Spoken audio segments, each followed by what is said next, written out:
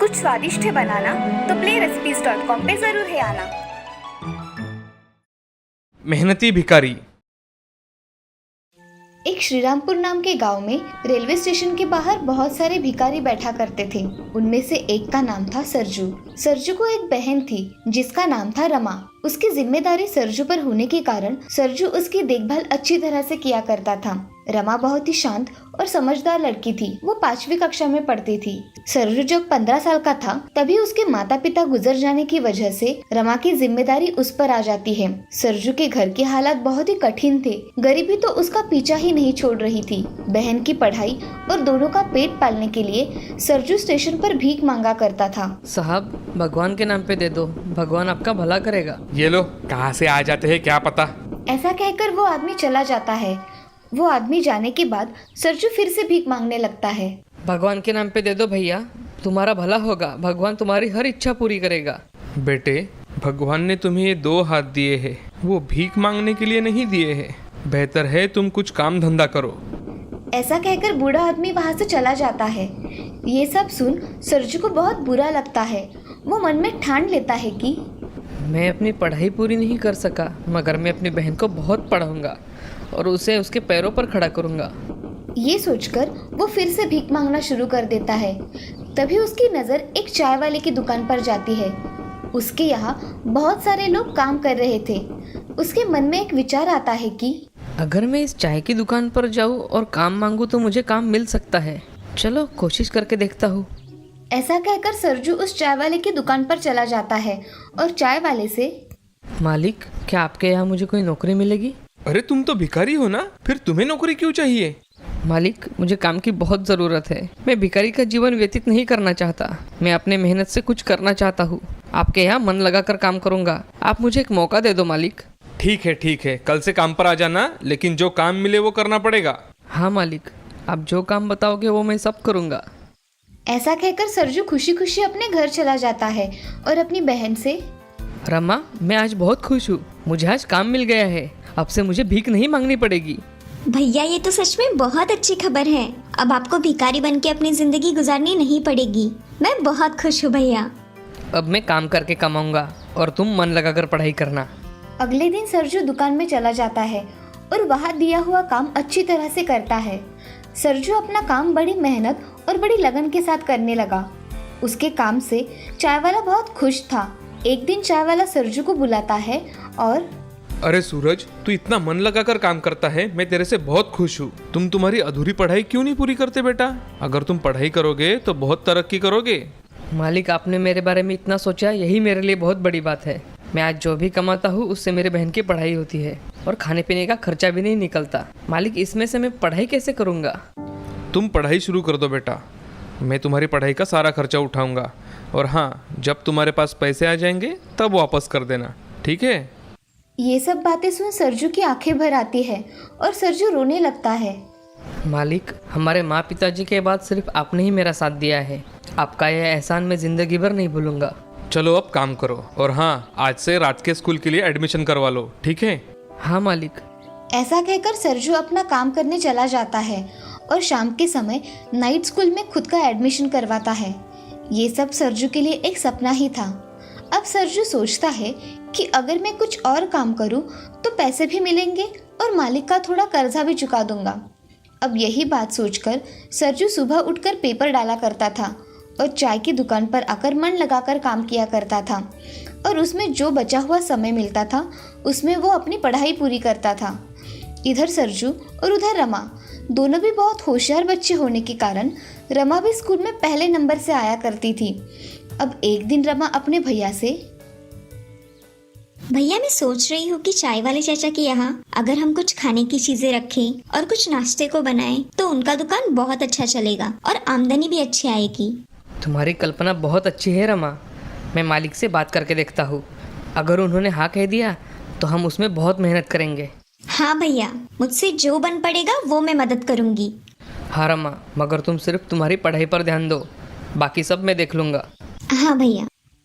सरजू उस चाय वाले की दुकान पर चला जाता है। अरे सूरज, आज देर कर दी। मालिक आज थोड़ा काम था इसलिए मुझे देर हो गई। मालिक, मैं सोच रहा था अगर हम चाय के साथ कुछ खाने की चीजें रखेंगे तो हमारा धंधा और अच्छा होगा। ग्राहकों को सब चीजें एक जगह मिल जाएगी तो धंधा और भी ज्यादा चलेगा। तुम्हारा विचार तो बहुत अच्छा है, लेकिन तुम्हें ये सब खुद ही करना होगा। अब मेरे से कुछ नहीं होता बेटा। मालिक, मैं ये सब देख लूंगा, आप काम की चिंता बिल्कुल मत करो। ठीक है, तो फिर मुझे कोई आपत्ति नहीं। ऐसा कहकर सरजू चाय के साथ कुछ खाने की चीजें भी रखता है। लोगों को एक ही जगह सब चीजें मिलने की वजह से सभी लोग चाय वाले की दुकान पर आने लगे। अब बढ़ती भीड़ देख चाय वाला बहुत खुश हो गया था। अब उसे सरजू पर पूरा विश्वास हो गया था कि सरजू ही उसकी दुकान आगे बढ़ाएगा। अब सरजू रात के समय पढ़ाई और दिन में काम किया करता था और थोड़ी ही देर में उसकी मेहनत रंग लाई। चाय वाले की छोटी सी दुकान अब बड़ी बन गई थी। अब थोड़े ही दिनों में सरजू ने पढ़ाई का खर्चा चाय वाले को दे दिया। अब सरजू अपनी पढ़ाई पूरी कर लेता है और रमा भी अपनी 12वीं की परीक्षा पास कर लेती है। पूरे जिले में रमा का पहला नंबर आता है। सरजू ने अपनी पढ़ाई पूरी करके चाय वाले की एक दुकान को 3 दुकानों में बदल दिया था। अब उसकी दुकान इतनी चलती थी कि लोग खास करके उस दुकान की चाय पीने आया करते थे और साथ ही में रखे हुए पदार्थ भी चखा करते थे। अब एक दिन चाय वाला, सूरज, तुमने तुम्हारे बलबूते पर इस चाय की छोटी सी दुकान को एक होटल में तब्दील किया है। ये सब तुम्हारे मेहनत का फल है बेटा। मालिक, ये सब आपकी ही कृपा है। अगर आप मुझ जैसे भिखारी को मदद ना करते और काम करने का मौका ना देते तो मैं यहाँ नहीं होता मालिक। चलो अब बहुत हो गया। सूरज, तुम्हें मौका देकर मैंने मेरी किस्मत चमकाई है। तुम्हारे वजह से ही मेरा चाय का धंधा छोटे से बड़ा बन गया। अब सूरज, उस चाय की दुकान में से एक दुकान तुम ही संभालो। आज से वो दुकान तुम्हारी ही है, समझो। जी मालिक, आप जैसा कहेंगे वैसा ही होगा। मैं वो दुकान अच्छे से संभालूंगा। अब सरजू और रमा पढ़ लिख कर बड़े बन जाते हैं और आज सरजू भिखारी से एक होटल का मालिक बन जाता है और रमा भी अपनी पढ़ाई पूरी करके एक अच्छे कंपनी में जॉब करती है। इस कहानी से हमें ये सीख मिलती है कि जिंदगी में हमेशा प्रयत्न करते रहना चाहिए। सफलता आपके कदम हमेशा चूमती है। वो कहते हैं ना, कोशिश करने वालों की कभी हार नहीं होती। कमलपुर नाम के गांव में एक नाजू नाम की लड़की रहा करती थी।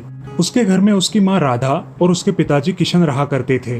उसके माँ और पिताजी ने उसका बहुत अच्छी तरह से पालन पोषण किया था। उसे किसी भी वस्तु की कमी नहीं पड़ने दी थी। उसके माँ और पिताजी बहुत मेहनती थे और इसी वजह से वो भी बहुत मेहनती थी। ऐसे ही दिन बीतते गए। दिन ब दिन नाजू बड़ी होने लगी। वो कॉलेज जाने लगी और कॉलेज के साथ साथ उसने केक बनाने का प्रशिक्षण भी पूरा कर लिया। मगर केक बनाने के लिए लगने वाला सामान बहुत महंगा होने के कारण वो घर में केक नहीं बना पाती थी। ऐसे ही कुछ साल बीत गए। उसकी शादी राहुल नाम के एक लड़के से हो गई। राहुल बहुत ही समझदार और सुलझा हुआ इंसान था। उन दोनों के विचार एक दूसरे से मिलते थे और वो राहुल के साथ बहुत खुश थी। लेकिन उन दोनों को पैसों की थोड़ी कमी पड़ रही थी। ऐसे ही एक दिन नाजू ने राहुल से कहा, मैं क्या कहती हूँ राहुल, मैं भी कुछ ना कुछ करूँ। अरे नाजू, तुम्हें जो करना है वो करो, मुझे क्यों पूछ रही हो?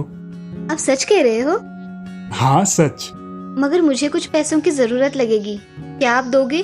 हाँ दूंगा ना, क्यों नहीं। अब दोनों सो जाते हैं। अगले ही दिन नाजू बाजार जाकर केक बनाने के लिए लगने वाला सामान लेकर आती है और एक अच्छा सा केक बनाकर उसे फ्रिज में रखती है। रात को राहुल घर आता है और फ्रिज में रखा केक देखकर कहता है, अरे नाजू, आज तो मेरा जन्मदिन नहीं और तुम्हारा भी नहीं है, फिर ये केक क्यों बनाया? अजी वो मैंने बनाया है। कैसा बना है, जरा खा के तो देखो। ये इतना सुंदर केक तुमने बनाया? हाँ मैंने बनाया है, खा के तो देखो। राहुल वो केक काटकर खा के देखता है। उसे उसका टेस्ट बहुत पसंद आता है। नाजू, ये केक तो लाजवाब है, मन ही नहीं भरता, ऐसा लगता है कि खाते ही जाऊं। सच में इतना अच्छा बना है केक? अगर तुम इसे बेचोगी तो तुम्हें इसके बहुत अच्छे दाम मिलेंगे और तुम्हारा कुछ करने का सपना भी पूरा हो जाएगा। अच्छा, चलो अब खाना खा लो। नाजू और राहुल खाना खा लेते हैं और सो जाते हैं। दूसरे दिन नाजू अपने मोबाइल पे अपने केक का एक पेज बनाती है और उस पर अपने केक के एडवर्टाइजमेंट करने लगती है। धीरे धीरे लोग उसे पहचानने लगते हैं और उसके पास कुछ ऑर्डर्स भी आने लगते हैं। उसके हाथों बनाए केक सबको पसंद आने लगते हैं। अब दिन ब दिन उसके ऑर्डर्स बढ़ने लगते हैं। राहुल, मैं क्या सोच रही थी, अगर हम एक दुकान किराए पर ले और उसमें केक बेचना शुरू करें तो? हाँ क्यों नहीं, मैंने तुम्हें कभी ना कहा है क्या? राहुल एक अच्छी सी जगह पर दुकान ढूंढता है और उसे किराए पर लेकर नाजू वहाँ केक बनाना शुरू कर देती है। उसका केक बनाने का व्यवसाय अच्छी तरह से चलने लगता है। वो उसमें पूरा दिन बिजी रहती थी और उसकी कड़ी मेहनत देखकर राहुल भी बहुत खुश हुआ करता था। नाजू की दुकान के सामने ही एक हलवाई वाले की दुकान थी। नाजू की दुकान पर हुई भीड़ देखकर वो नाजू पर बहुत जलता था। ऐसे ही एक दिन एक औरत नाजू के दुकान पर आई। मुझे 40 कपकेक देना। आज एकदम से 40? क्यों, कोई बर्थडे है क्या? मेरे बेटे का आज बर्थडे है, इसलिए स्कूल में बांटने के लिए चाहिए। अरे वाह, आज आपका बर्थडे है? ये लीजिए मेरी तरफ से chocolate. Thank you aunty. Wish you a very happy birthday dear. वो लड़का और वो औरत कप लेकर वहाँ से चले गए। नाजू के केक कम समय में ही बहुत फेमस हो गए थे और ये देखकर वो हलवाई वाला बहुत जल रहा था। एक दिन नाजू की दुकान पर एक अमीर आदमी आया। क्या आपका ही नाम नाजू है? जी हाँ, मेरा ही नाम नाजू है। क्या बात है?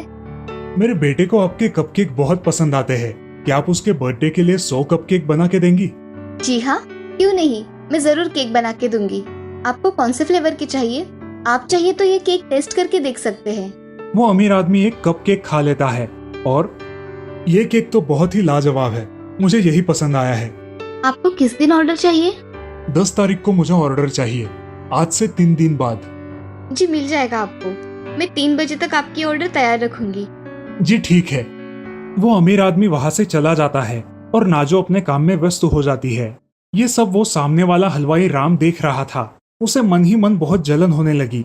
इसका कुछ तो इंतजाम करना पड़ेगा, मैं इसके केक से सस्ते केक बनाऊंगा। अगले दिन राम उसकी दुकान पर सस्ते केक लगाता है और एक पर एक फ्री ऐसी ऑफर भी देता है। कुछ लोग वो ऑफर देखकर वहां चले जाते हैं, मगर केक की टेस्ट अच्छी ना होने के कारण वो लोग वापस नाजू के शॉप में चले जाते हैं। राम से कोई केक नहीं खरीदता और इस वजह से उसके मन में नाजू के प्रति बहुत नफरत पैदा हो जाती है। दूसरे दिन नाजू दोपहर से कपकेक बनाना शुरू कर देती है और रात होने तक सारे ऑर्डर पूरे कर देती है। रात को राहुल उसे लेने दुकान पर आता है। अरे नाजू, घर नहीं चलना है क्या कि केक ही बनाती रहोगी रात भर? नहीं जी, ऑर्डर के हैं, इसलिए बनाए हैं। बन गए हैं सारे केक, चलिए अब घर चलते हैं। चलो। राहुल और नाजू वहां से चले जाते हैं। ये सब राम एक जगह छुपकर देख रहा था। जैसे ही उसने देखा कि नाजू दुकान से चली गई है, उसने दुकान की खिड़की से झांक कर देखा। उसे नाजू के बनाए सारे कपकेक दिखाई दिए और वो मन ही मन सोचने लगा, अगर इसके सारे कपकेक खराब हो जाए तो कितना मजा आ जाएगा और उन कपकेक की ऑर्डर मैं पूरी कर दूंगा। राम कुछ चूहों को लेता है और नाजू के दुकान के अंदर छोड़ देता है। चूहे सारे केक खराब कर देते हैं। अगले दिन सुबह ही राम अपनी दुकान खोलकर केक बनाने लगता है। जब नाजू दुकान पर आती है तो उसे ये सब देखकर जरा अजीब लगता है, क्योंकि राम कभी भी 10 बजे से पहले अपनी दुकान नहीं खोलता था। अब नाजू खुद का दुकान खोलकर देखती है। पूरी दुकान में चूहे फैल गए थे और नाजू ने मेहनत से बनाए हुए सारे कपकेक खराब हो गए थे। नाजू का पूरा शक राम पर चला गया। उसकी ऑर्डर देने में सिर्फ 3 घंटे बाकी थे और 3 घंटों में 100 कपकेक बनाना नामुमकिन था। मेरी ऑर्डर उसे मिल जाए, इसीलिए ये राम सुबह सुबह दुकान खोलकर केक बना रहा है। उसके दिमाग में एक ऐसी कल्पना आती है जिसके बारे में राम सोच भी नहीं सकता था। नाजू फिर से केक बनाने लगती है। अब वो एक बहुत बड़ा कीले के आकार का केक बनाने लगती है जो बच्चों को बेहद पसंद आएगा। कुछ ही समय बाद उस अमीर आदमी के घर से कुछ लोग केक की डिलीवरी लेने आते हैं। मैं उसके लिए एक स्पेशल केक बना रही हूँ, तो ये केक मैं ही लेकर आऊंगी। अब जाइए। अब राम उन आदमियों को रुकाकर बोलता है, मेरे पास उससे भी बढ़िया केक है, आप ये ले जाइए, इसमें आपको डिस्काउंट भी मिलेगा। वो लोग थोड़ा सोच में पड़ जाते हैं और बाद में राम के बनाए हुए कपकेक खरीद कर अपने घर ले जाते हैं। लेकिन पार्टी में राम के बनाए हुए केक किसी को पसंद नहीं आते। ये देख वो अमीर आदमी गुस्सा हो जाता है। ये केक कहाँ से लेकर आए हो? क्या ये नाजू की केक है? नहीं साहब, ये आगे की हलवाई की दुकान से ऑफर मिल रही थी, इसलिए हमने खरीद लिए। क्या तुम नाजू के शॉप में नहीं गए? उसने ऑर्डर देने से मना किया क्या? वो बोली कि आज का केक स्पेशल है, इसीलिए वो मैं ही लेकर आऊंगी। तो तुम ये क्यों लेकर आए? इसका टेस्ट कितना बकवास है। छोड़ो, मैं आज का दिन खराब नहीं करना चाहता। अब वो अमीर आदमी नाजू को फोन लगाता है। आप केक कब तक लेकर आने वाली है? बस कुछ ही देर में लेकर आऊंगी, आप चिंता मत करिए, बच्चे को केक बहुत पसंद आएगा। कुछ देर के बाद नाजू अपना बनाया हुआ कीले के आकार का विशाल केक लेकर उनके घर आती है और बच्चों के सामने उसे खोलती है। बच्चों को वो केक बहुत पसंद आता है। ये केक तो बहुत ही खूबसूरत है। इस केक को बनाने के लिए और मेरे बेटे का बर्थडे स्पेशल करने के लिए बहुत धन्यवाद। जी बच्चे को खुशी मिली, बस मैं उतने में ही खुश हूँ। ये लीजिए, हमारी ओर से आपको। धन्यवाद। वो अमीर आदमी नाजू को उसके केक के दुगने पैसे देता है। ये बात राम को भी पता चलती है और वो समझ जाता है कि वो नाजू का कभी कुछ नहीं बिगाड़ सकता। धीरे धीरे नाजू बहुत अलग अलग प्रकार के केक बनाने लगी और अपने व्यवसाय को बहुत ऊंचाइयों पर ले गई। राहुल को भी अपनी होनहार बीवी पर नाज था। इस कहानी से हमें ये सीख मिलती है कि हमें दूसरों की करतूतों पर ध्यान न देते हुए अपना काम पूरी निष्ठा से करना चाहिए। श्यामपुर नाम के शहर में शीला नाम की एक औरत रहा करती थी। वो बहुत मेहनत किया करती थी और मजदूरी करके अपना घर चलाती थी। उसकी बेटी का नाम था सीमा। सीमा होशियार थी, लेकिन थोड़ी आलसी किस्म की लड़की थी। लेकिन उसके पिताजी के देहांत के बाद शीला उसे ज्यादा कुछ बोला नहीं करती थी और इसी बात का फायदा उठाकर वो कोई भी काम करने में आलस किया करती थी। ऐसे ही एक दिन, अरे सीमा, जल्दी उठो, स्कूल जाने के लिए देर हो रही है। क्या माँ, हमेशा कुछ न कुछ बोलती ही रहती हूँ। सोने दो ना कुछ देर और। अगर स्कूल जाने के लिए देर हुई तो देख लेना। सीमा उठ जाती है और तैयारी करके स्कूल चली जाती है। स्कूल में जाकर भी उसे नींद ही आती है। वो खुली आंखों से सपने देखने लगती है, जिसके कारण उसका स्कूल में ध्यान ही नहीं रहता। ऐसे ही एक दिन स्कूल की टीचर शीला को स्कूल में बुला लेती है। आपकी बच्ची पढ़ाई में ध्यान नहीं देती, आपको उसकी तरफ ध्यान देना चाहिए।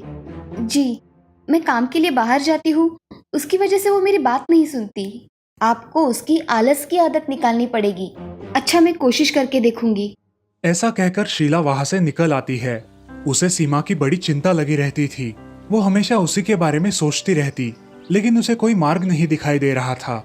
ऐसे ही सोचते सोचते एक दिन वो एक मंदिर में जाकर भगवान से बोलती है, हे भगवान, मेरी बच्ची को सद्बुद्धि देना, उसे इस आलस से छुटकारा मिल जाए, बस इतनी ही मांग है मेरी। ऐसा कहकर शीला मंदिर के बाहर आती है और वहां से सीधे अपने काम पर जाती है। शीला एक लेडीज टेलर के यहाँ सिलाई का काम करती थी और कभी कभी काम बच जाता तो वो घर पर लेकर आती। ऐसे ही बहुत दिन बीत जाते हैं। एक दिन सीमा को बहुत डरावना सपना आता है। सपने में एक जगह वो चली जाती है जहाँ अलग अलग तरह के रंग बिरंगी फूल थे और खाने के लिए बहुत सारे फल और केक भी थे। वहाँ पर ये सब देखकर वो बहुत खुश हो जाती है। वाह, कितनी सुंदर है ये जगह। मैं तो यहाँ ही रहूंगी। कुछ खाने का टेंशन नहीं और यहाँ मुझे कोई नींद से उठाने भी नहीं आएगा। उसे केक पसंद होने के कारण वो पहले केक खाने जाती है, मगर हाथ लगाते ही वो केक गायब हो जाता है। ऐसे ही चलते चलते वो एक बड़ी झोपड़ी के पास जाती है। ये मेरे साथ क्या हो रहा है? मैं जिसे भी हाथ लगा रही हूँ वो गायब हो रहा है। ये कैसे? ऐसा सोचकर वो उस झोपड़ी के एकदम नजदीक जाती है और वहां जाकर देखती है तो एक बूढ़ी औरत खुद से बात कर रही थी। कोई भी चीज किसी काम के सिवा नहीं मिलती, ऐसे ही काम ना करके खाना गलत बात है। ये सब बातें सीमा सुन लेती है और उस बूढ़ी औरत से पूछती है, दादी, मैं यहाँ के पकवान क्यों नहीं खा सकती? यहाँ का नियम है कि कोई भी चीज बिना मेहनत की नहीं मिलती। अगर तुम्हें कुछ भी मेहनत नहीं करनी तो तुम उस दूसरे नगर में जा सकती हो। वहाँ तुम्हें जो चाहिए वो खाना मिलेगा। यहाँ रहना है तो काम करके खाना मिलेगा और कुछ नया सीखना भी पड़ेगा। तो नन्ही बच्ची, तुम्हें क्या पसंद है? यहाँ इस नगर में रहना या दूसरे नगर में रहना? जल्दी बोलो। मुझे यहाँ नहीं रहना। मैं उस नगर में जाना चाहती हूँ जहाँ मुझे कोई काम नहीं है और मैं दिन भर मजे से खा सकूंगी। ऐसा कहकर सीमा वहाँ से निकल जाती है और वो उस दूसरे राज्य में जाती है। वहाँ भी उसे एक बूढ़ी औरत मिलती है जिसका नाम था नाला। अरे आओ बेटी, यहाँ पे कैसे आई हो? जरा बैठो यहाँ पर और कुछ खाना खा लो। जी शुक्रिया। मुझे इसके बदले में काम नहीं करना पड़ेगा ना? जी नहीं, आपको कोई काम नहीं करना पड़ेगा। सिर्फ आप खाना खाकर यहाँ खेल सकती है। जी शुक्रिया। ऐसा कहकर सीमा उस बगीचे में जाकर बहुत सारी चीजें तोड़कर खाने लगी, लेकिन उसका मन ही नहीं भर रहा था। उसने देखा कि वहाँ केक और पेस्ट्री भी है। वो उसे भी खाने लगी। बहुत सारा खाना खाने के बाद उसे नींद आने लगी और तभी हमारे यहाँ इस नगर में कोई भी सोता नहीं है। हम सिर्फ खाना खाते हैं और खुशियाँ मनाते हैं, कोई भी काम नहीं करते। मुझे बहुत नींद आ रही है, प्लीज मुझे सोने दो। अब तुम यहाँ पे आई हो तो यहाँ पे मजे से रहो, समझी? मुझे घर जाना है, मेरी माँ के पास। ऐसा कहकर वो फूट फूट कर रोने लगी और रोने के बाद अपने सपने में जोर जोर से भागने लगी। भागते भागते रास्ते में उसे एक सुंदर परी दिखाई दी। परी ने सीमा से कहा, आओ सीमा, कैसे लगे ये 2 शहर? अब तुम खुश हो ना कि तुम्हें अब काम नहीं करना पड़ेगा? मुझे ये जिंदगी पसंद नहीं है। मैं अपनी जिंदगी अच्छी तरह से जीना चाहती हूँ, और वो भी अपने माँ के साथ। ठीक है, फिर यहाँ तुम्हें नहीं रहना। नहीं परी रानी, मुझे यहाँ नहीं रहना। अच्छा, मगर तुम्हें मेरी एक बात माननी पड़ेगी। वो क्या? अब तुम्हें हमेशा टाइम से उठना पड़ेगा, अपने काम खुद करने पड़ेंगे और पढ़ाई में भी ध्यान देना पड़ेगा। मुझे ये सब मंजूर है। मैं जाऊँ यहाँ से? हाँ, अब तुम जा सकती हो, मगर तुम्हें पता है सीमा, तुम यहाँ से, इस सबक की दुनिया से एक अच्छा सबक लेकर जाने वाली हो। जी मैं समझ गई। अब मैं जाऊँ? हाँ, तुम जा सकती हो। और तभी सीमा अपने सपने से बाहर आ जाती है। आज से मैं मेरे सारे काम खुद करूँगी और किसी को तकलीफ भी नहीं दूंगी। अब उसके स्वभाव में बड़ा परिवर्तन आया था। अब वो हमेशा की तरह किसी भी काम में देरी नहीं किया करती थी। वो एक अच्छी बच्ची बनकर रहने लगी। उसकी माँ भी उसमें यह आया बदलाव देखकर बहुत खुश हो गई। अब सीमा स्कूल में भी अच्छे नंबर लाने लगी, और ये सब हुआ था उस सबक की दुनिया की वजह से। इस कहानी से हमें ये सीख मिलती है कि जिंदगी में कभी भी आलस नहीं करना चाहिए। हमें अपने काम खुद करने चाहिए।